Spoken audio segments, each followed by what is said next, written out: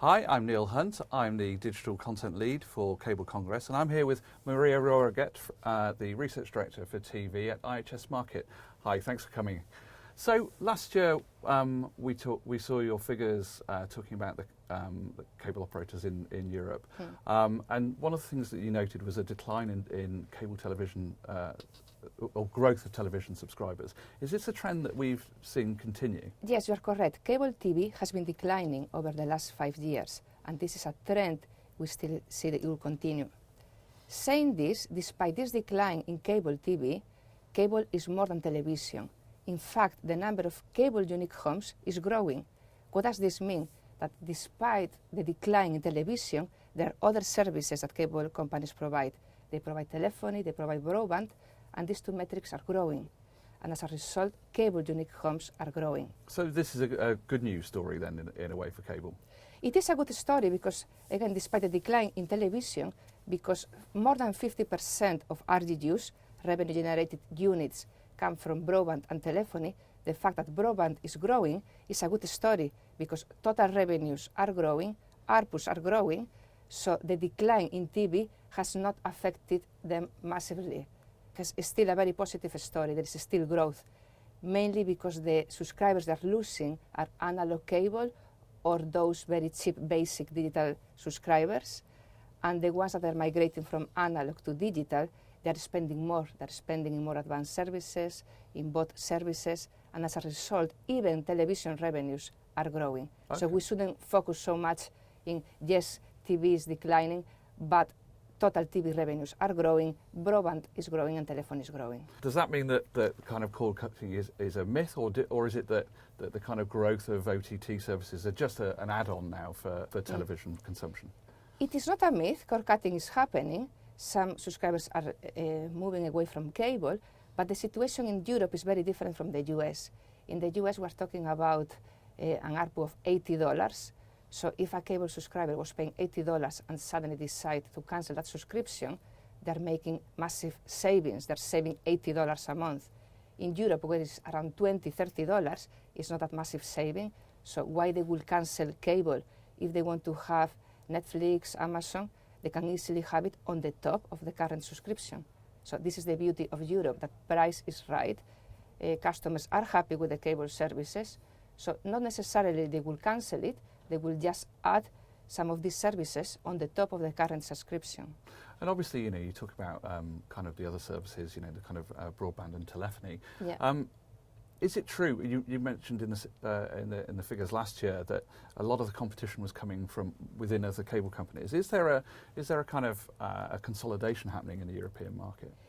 Well, first, let me tell you that in terms of competition, cable competition, I will say we have to differentiate between Western Europe and Central and Eastern Europe. In Western Europe, the competition, I think, comes from telcos.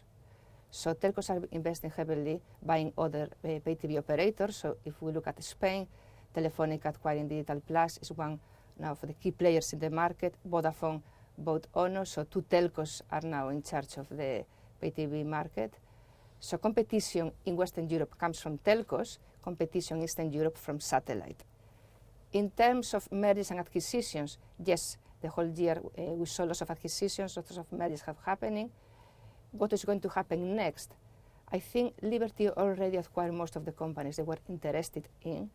They were interested in two companies that Vodafone also acquired.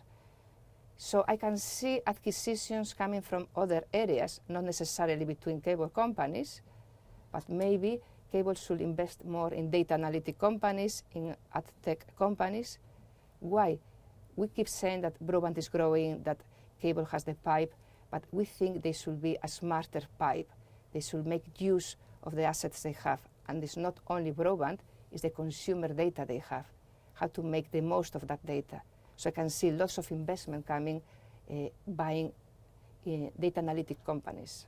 Okay, I mean, that's an interesting point. I mean, you see kind of more and more the kind of need for kind of both smarter networks and kind of network slicing and this kind of thing for other services. Do you think that the infrastructure is there in place? Because you're talking, in terms of television, you're talking about HD and 4K now. You've got increasing demands for data and telephony. Is the infrastructure there, or, we talk about DOCSIS and the kind of gigabit society.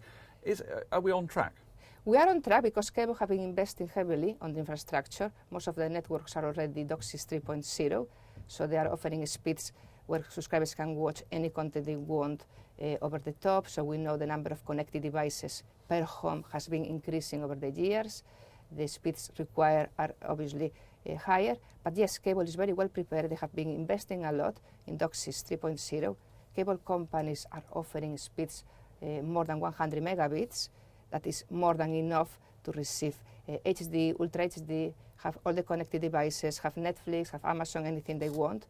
And despite DOCSIS 3.0, which is already very good, they are already investing in DOCSIS 3.1 in the US and I think in France and in some countries. They are already upgrading to DOCSIS 3.1. So yes, they have a very solid network, very good connections, very fast broadband. That's why broadband is growing. That's why customers are satisfied with cable services in Europe. Now, obviously, at Cable Congress, this year, you're releasing your new market figures, so we can't touch too much on that because we want to keep it as a surprise for delegates there. But can you give me an idea of what how you see the forward trend going? What is next? You mentioned DOCSIS 3.1, but what else is there on the horizon? So yes, I can give you kind of key figures, not too many because yes, it will be announced during the show, but the main figure is total RGUs, revenue generated units are growing. We have more than 100 million, around 120 million revenue generated units in the European Union. 45% come from TV, 55% from broadband and telephony. So as we mentioned before, broadband is a key drive for cable these days. During the presentation, we're going to speak about other trends. Data analytics is going to be one of the hot topics during this show, how to make the most of that data. We know Facebook and Google are already making fantastic use of the data. They know very well the customers. They know not only where they live, the age, they know if they're happy, if they're unhappy, if they're cold, if they're hot. So they can use that data really well, especially for advertising, programmatic advertising. So cable companies should invest more in that area, and they can do it. So it will be very competitive. And is that, we heard at one of our shows last year, that kind of disconnect between kind of content producers and content delivery networks versus the kind of people who are owning the advertising. Are we seeing a kind of a narrowing of that relationship? Yes, we should see that narrowing of that relationship. Everyone should cooperate more with each other. Also, I want to mention that we keep saying or hearing that content should be platform agnostic, that people want to watch content in any device, TV, mobile, tablets. And I will also say platforms should also be content agnostic. So a cable operator should have their own content, content from other channels, and also content from SVOD providers. They should be content agnostic. They shouldn't be scared about any content. Consumers want to watch what they want to watch. You should make it easy for them to find that content. And then just finally projecting forward, where do you see the market in 5 years or 10 years? I think cable industries are still growing because they're investing, as we said, in innovation. They're innovating. They're launching new set-top boxes all the time. They're investing in the broadband speeds. So if they, as we said, they invest now more in the data analytics, if they know the customers better, I can see a lot of growth coming from cable. I think the story is positive.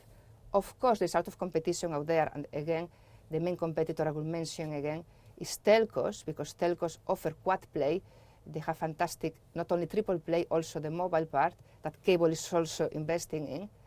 And the threat or the competition comes more from the telco side than from Netflix, Amazon, that they are just other channels on the top of the current subscription. They shouldn't worry about the SVOD providers. What they should be worried is to keep up the speed with telcos, make sure they offer good speeds, good broadband connection, advanced set-top boxes, and make things easier for the consumer. Brilliant. Thank you very much for taking the time to speak to us today. Thank you. Thank you.